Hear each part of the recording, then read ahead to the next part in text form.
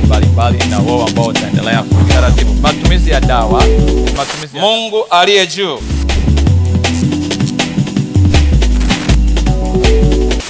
Bwana Yesu asifiwe.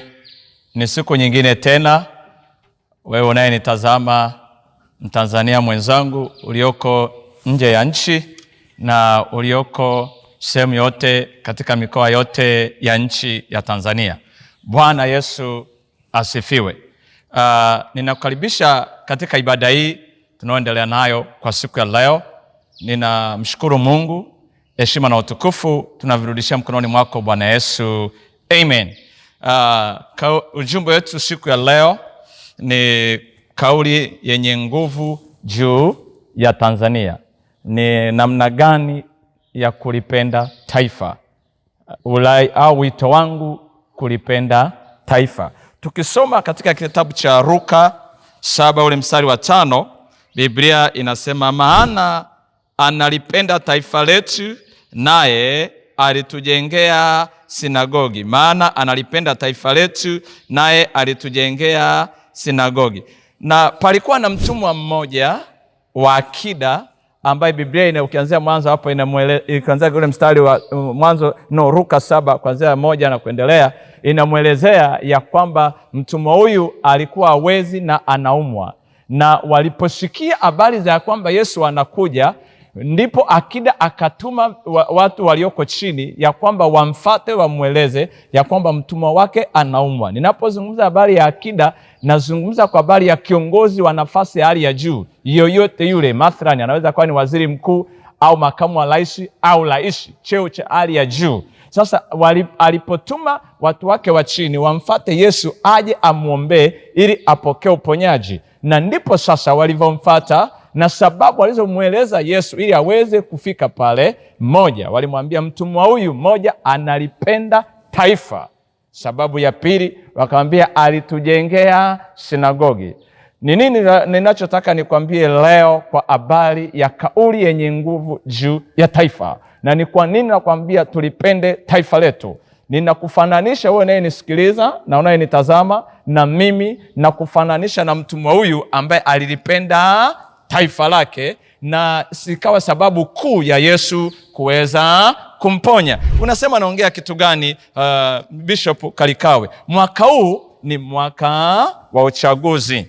Sasa kama ni mwaka wa uchaguzi, ni kuombe wewe unayenisikiliza, futa ushuhuda ulionao kwenye simu ambao haujengi, upo kwa ajili ya kulibomoa taifa. Ninakuomba ushuhuda huo ufute, kwa sababu haujengi. Unakaa nao kwenye simu, haujengi lolote, bali upo kwa ajili ya kulibomoa taifa. Sisi watumishi wa Mungu, sikiliza, sisi watumishi wa Mungu ndio wakupandisha thamani taifa letu kwa njia ya maombi. Tunalipandisha thamani taifa letu kwa njia ya maombi. Unaweza ukasema naongea kitu gani? Tusipoweza kupandisha thamani taifa letu, unaweza usielewe thamani ya taifa tulilonalo. Unasema naongea kitu gani, Bishop Kalikawe? Mimi nimesafiri maeneo mbalimbali. Nenda nchi ambazo nazielewa, sitaweza kuzitaja, na ndipo utaweza kuelewa thamani ya nchi yetu. Mtu wa Mungu, haleluya, unayenisikiliza. Sasa ni nini ninachotaka nikwambie? Nachotaka nikwambie mtu wa Mungu unayenisikiliza, tuipende nchi yetu na tuilinde nchi yetu. Sisi watumishi wa Mungu tuilinde nchi yetu na tuendelee kuiombea nchi yetu. Asa tuombee viongozi kwa wakati tulionao. Na nimekuwa nikiangalia ili thamani ya nchi yetu endelee kudumu na amani yetu tulionayo na itaendelea kudumu, na ndio kitu nachokiamini, ni kwamba rai yangu, kila mchungaji, kila bishopu, kila siku tenga risali moja kwa ajili ya kuombea taifa. Wewe ambaye ni mshirika au ni mtu mwingine na una wito na una uzalendo wa nchi, tenga angalau dakika kuanzia 20 mpaka nusu saa kwa ajili ya kuliombea taifa kila siku. Haleluya, mtu wa Mungu. Unasema naongea kitu gani?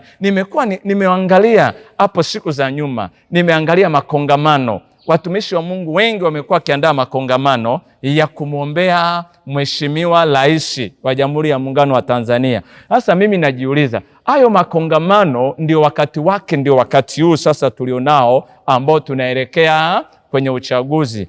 Maana nimekuwa nikifuatilia, imekuwa akifanyika mara moja, watu wanaisha. Sasa sipo kwa ajili ya kuonyoshea vidole, ila ninachotaka kuzungumza, rai yangu ni nini? Wakati huu ndio wakati sahihi sasa wa kuingia kwenye maombi na kuendelea kumwombea Mheshimiwa Rais.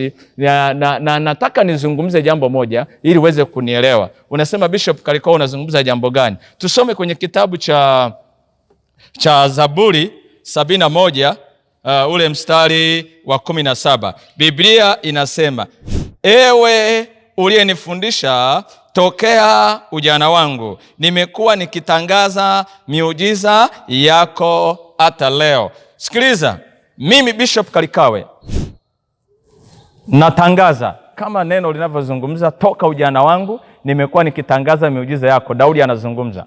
Sasa nami ninatangaza katika taifa la Tanzania. Wewe unayenisikiliza, nasema hivi, narudia, nasema hivi, uchaguzi utafanyika salama na viongozi watachaguliwa salama, na amani tulionayo itaendelea kudumu milele na milele, na hakuna kitu chochote kitakachoweza kuondoa amani. Na Mungu hakubariki. God bless you. Amen. Mbalimbali na wao ambao utaendelea kwa taratibu. Matumizi ya dawa, Mungu aliye juu